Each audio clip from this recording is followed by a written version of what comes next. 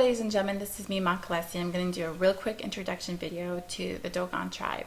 Now, a lot of people know about the Dogon tribe. They're a tribe from West Africa near the Timbuktu region. And the reason why they're so popular or understood in the metaphysical region is because they were really interesting, because they were basically a tribe that had a symbiotic relationship with nature. So they didn't have technology, they didn't believe in philosophy, they didn't have science, they didn't have literature. They just understood their spirituality, and wisdom came from oral tradition that was passed on through their ancestors.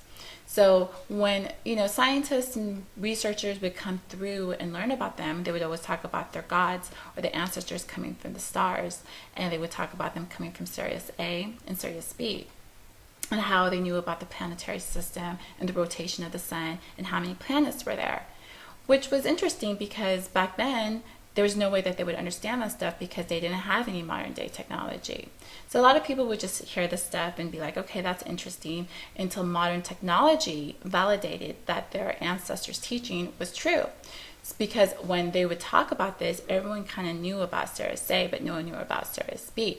But when technology caught up to their teaching, they said, wait a second, how would they know about Sirius B? They can't see that with their naked eye unless they have a telescope. Also, how would they understand about the planetary system and the way it was set up? They obviously have been given some wisdom from some higher source, and we do not know who that is because they don't really understand technology or understand philosophy or science the way modern technology does. So that made a lot of people go ahead and research and look into their spirituality or their ancestors.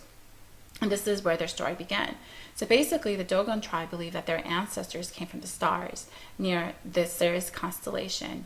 And what they said is they came in the form of the water, and they looked like beings that had, a fish head, a human body, and a snake tail. It would be submerged in water. And they would go on to say that the first being was Amem, who was a hermaphrodite, and she gave birth to two twins. And those two twins was Urugu and Nikita. And from those two twins, they had more offsprings until there was a set of 8 major ancestors. And that's how they came to know the Nommos and the 8 ancestors. Now, the 8 ancestors, some say, could be associated with the 8 hidden principle of water, and some people say that the Nommos still exist in water, but they can just shapeshift into other beings such as dolphins and whales and whatnot. So that's basically where they believe that their teachings came from, and all their advanced technology came from, was oral tradition from them.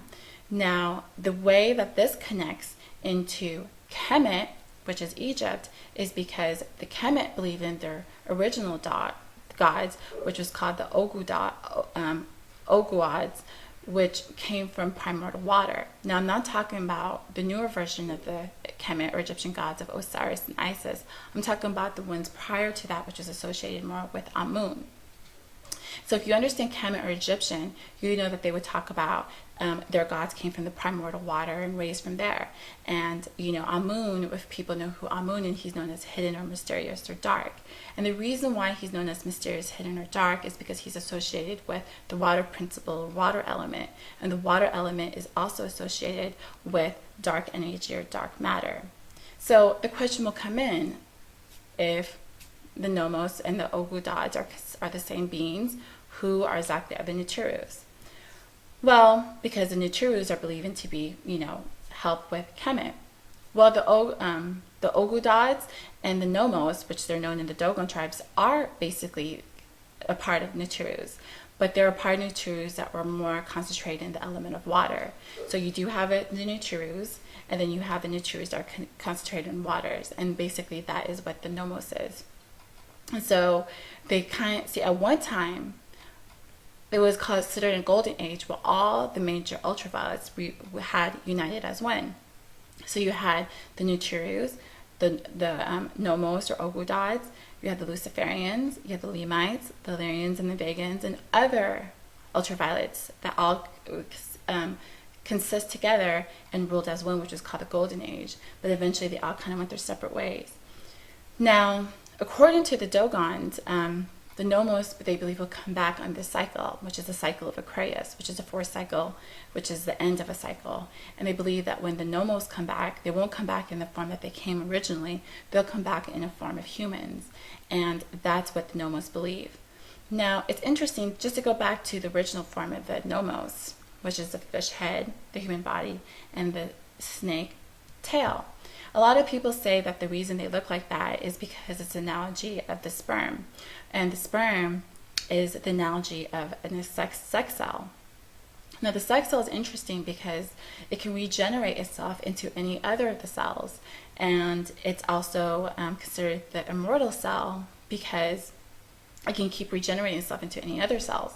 So in conjunction with that, with the snake bottom, you can kind of say that's in conjunction with the snake totem, because the snake totem is also an immortal, which can also regenerate itself.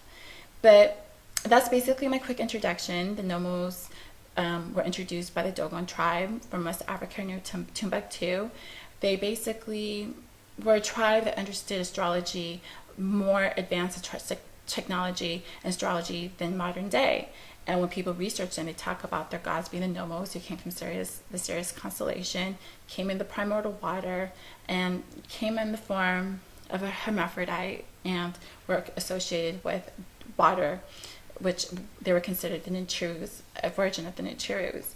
In association with the reptilian races and the aliens, they do have a relationship with them, but they're a little bit more powerful because they're just like the Nichirus. They're a lot more powerful than all the alien races and reptilian races, and certain alien races as well.